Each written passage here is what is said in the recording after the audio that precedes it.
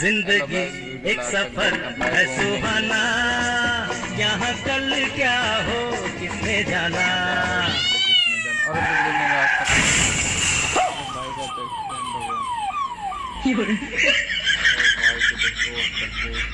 अबे साले, तूने अचानक से स्कूटी क्यों मोड़ दिया?